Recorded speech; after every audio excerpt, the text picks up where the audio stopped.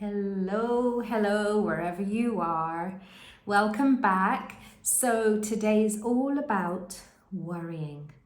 Now, a lot of women have asked me this question, which is, why do I worry so much? And why do I worry for no reason? Now look, if you're worrying for a reason, then it's different. It would be appropriate. But if you're worrying and there's no logic really, and you know everything is actually okay, and most cases everything's just going to be fine, and it's sort of an illogical worry, then here's the reason. I'm going to explain everything to you step by step. So, why do we worry? Well, the unconscious mind works like this. First of all, the unconscious mind controls 95% of our behavior. Can you imagine that? 10% is our decisions and our choices made by 5 to 10% is our conscious mind. And 90 to 95% is the unconscious mind. So the unconscious mind, because it can't capture all the information, it will have to delete, distort, and generalize things. And it only can do 5 things in any one moment. So it will be able to see something, hear something, feel something, smell something, and taste something. So through the senses, it could do those 5 things in any one moment, but it depends what it's doing, because that affects how you're seeing something, will affect the way you feel. The mind and the body mutually influence each other. And so when you imagine something and you imagine it going really badly, then your unconscious mind's going to go, right? And it's going to imagine it going really badly, and it's going to feel that in your body. Maybe you'll feel a pang in your belly or palpitations in your heart, in your chest. And this is what we call anxiety or stress on the body. So the thing about the unconscious mind is it doesn't understand the word no, not, don't, avoid, please don't let this happen again. Because when you say, please don't let this happen again, it remembers what did happen and thinks, okay, yes, ma'am, that's what we'll do. We'll experience this all over again in a different format, probably, because it takes it as a command. So your conscious mind has got to behave like a big sister would. Somebody that loves you, somebody that cares about you, that would reassure you and encourage you that everything's going to go well, you're going to do amazingly well at that interview or whatever performance it is, that you got this, girl. It would be encouraging and compassionate and kind and loving and patient. And it would show you a movie of the event happening so successfully that you would actually feel excited about the whole event and think, yeah, I got that. That's a no-brainer. So the conscious mind must focus because it leads the unconscious mind. So you've got to become aware of where your thoughts are and how that's reacting with your body, how your body is responding to it. So let's do a little exercise. I want you to imagine now, you haven't heard anything that I just told you 5 minutes ago, and get into your worry state. Now, when you worry, and you really worry, and you're not conscious about it, you're just busy worrying. When you're worrying, what do you see? You write that down. When you're worrying, really worrying, getting stressed about it, what did you hear? What do you feel? What emotions, negative emotions, fear, doubt, impatience, frustration, anxiety? What is that you feel? Maybe even you smell something, you taste something.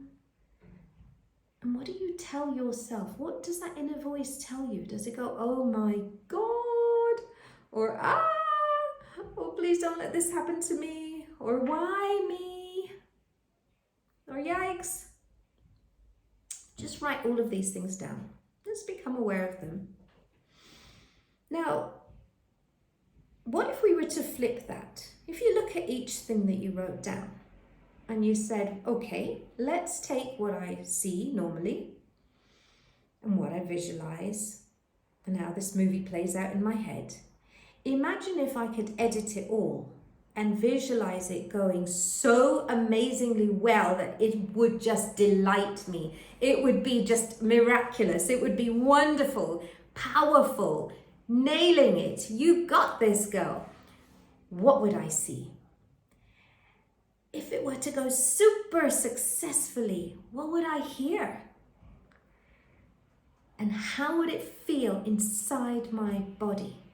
And just write down all those feelings, maybe excited, proud of myself, empowered, strong, able, confident, courageous, whatever it is, write that down.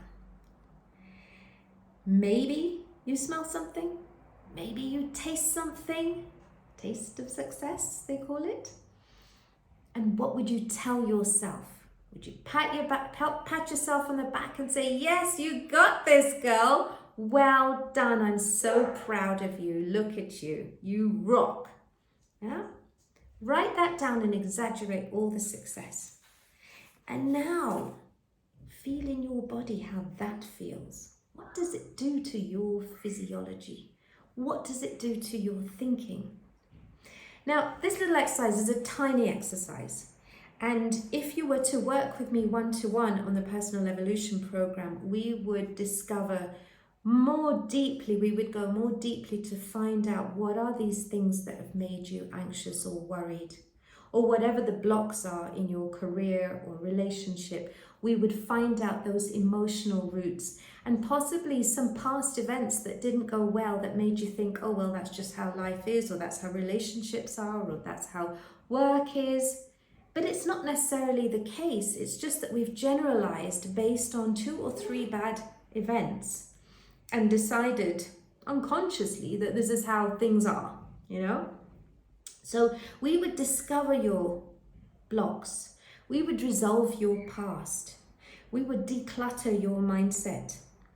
And you would learn the tools and wisdom to stay empowered all the time, so that you can design and create and move towards your own compelling future.